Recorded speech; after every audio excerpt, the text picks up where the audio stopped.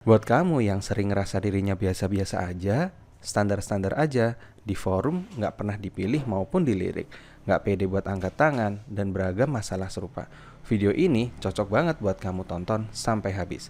Kita bakal bantu kamu memahami dan bisa menerapkan personal branding dari analogi sebuah sandal.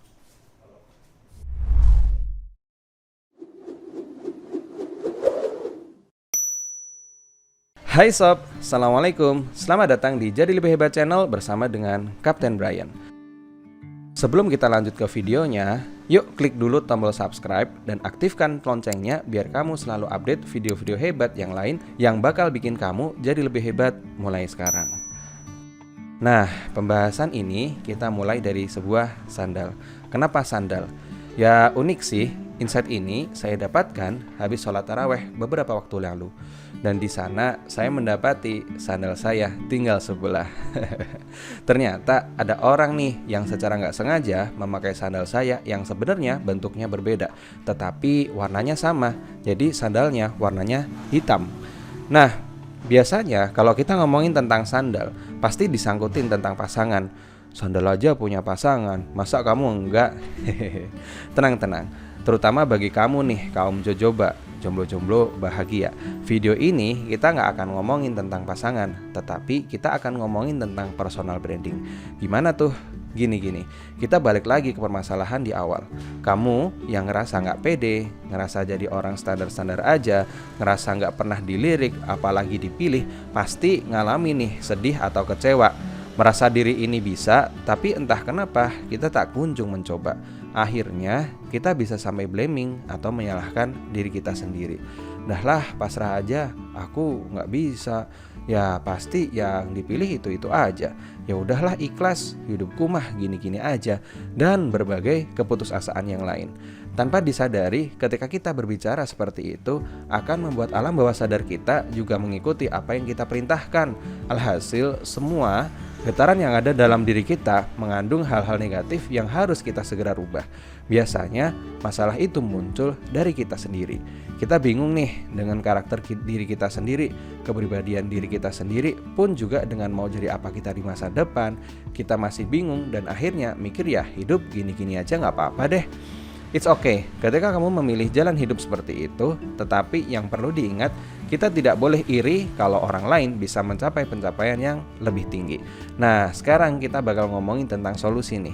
Bagaimana sih caranya biar kita tetap enjoy dengan diri kita, tetapi kita juga bisa improve dan bisa dilihat oleh banyak orang.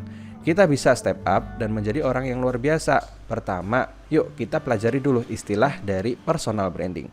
Personal branding, menurut McNally dan Speak, personal branding merupakan persepsi yang tertanam dan terpelihara di benak orang lain yang memiliki tujuan akhir agar publik punya pandangan positif terhadapnya sehingga dapat berlanjut kepada kepercayaan dan loyalitas. Nah, dari pengertian itu, maka kita tahu nih, memang kita perlu melakukan personal branding biar orang lain tahu tentang adanya kita, biar orang lain juga notice tentang keberadaan kita, dan kesan itu bisa kita bentuk sesuai dengan apa yang kita mau.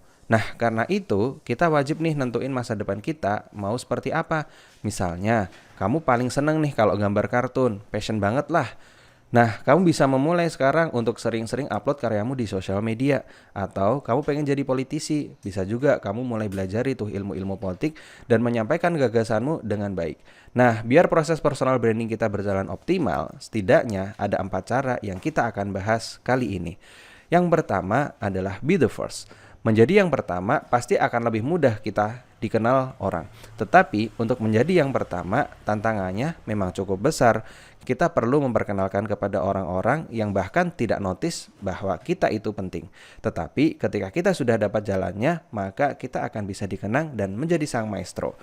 Pada cara ini juga perlu konsisten tinggi dan telinga yang tebal. Kenapa? Karena mungkin akan banyak orang yang berkomentar dan menghujat kita.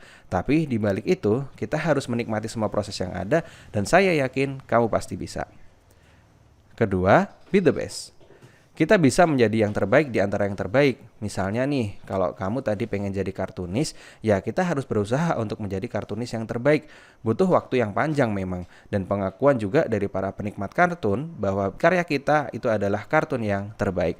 Sama kayak sandal, lagi di masjid dan kita pakai sandal yang paling bagus dan mentereng, ya kemungkinan buat diambil orang akan lebih besar. Lalu yang ketiga, be different. Kita bisa menjadi yang berbeda dari yang sudah ada. Dengan semakin cepatnya inovasi dan teknologi, sedikit penuh tantangan ketika kita akan menjadi yang pertama maupun yang terbaik. Salah satu solusinya adalah menjadi yang berbeda. Kayak sandal nih yang kita pakai. Kalau sandal kita misalnya ada pitanya, atau warna-warni, atau berbentuk lucu, dan berbeda dari yang lain, maka hampir pasti orang akan melihat sandal kita. Juga dengan kamu, kalau misalnya nih, kamu bisa menjadi yang paling berbeda di tengah populasi yang ada di tempat kamu. Misalnya nih, pengen jadi kartunis tadi. Kita bisa mencoba membuat kartun dengan gaya yang berbeda. Contoh yang berhasil, misalnya kayak Tai Lalat, Sinopal, atau Juki Hoki. Nah, yang mau lihat kartunya bisa tuh ke Instagram ya. Nah, dengan menjadi yang berbeda, maka kita bisa lebih mudah diterima oleh orang. Kalau kamu masih bingung dan butuh diskusi dengan keunikan yang bisa kamu lakukan, bisa banget nih nanti kamu join di grup WhatsApp Sobat Hebat. Linknya ada di deskripsi ya. Oke, lanjut yang terakhir, keempat, yaitu adalah be the worst. Menjadi yang terburuk ternyata belum tentu buruk. Agar kita bisa mudah dilihat, maka kadang kita harus menurunkan ego dan mengambil atensi dengan cara ini. Banyak tuh contohnya, ya saya nggak usah sebutin kali ya di sini. Namun cara ini perlu kekuatan dan mental yang ekstra. Karena pasti akan semakin banyak haters yang datang.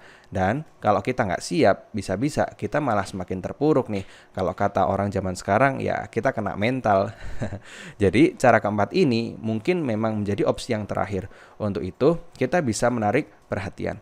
Oke deh, mungkin segitu dulu video kali ini. Semoga video ini bisa membantu kamu untuk bisa jadi lebih hebat mulai sekarang. Kalau punya ide dan bahasan lain, yuk silahkan share di kolom komentar. Dan jangan lupa bagikan video ini kepada orang yang lain, biar yang lain juga ikutan pinter kayak kamu. Sampai ketemu di video selanjutnya, yuk jadi lebih hebat mulai sekarang.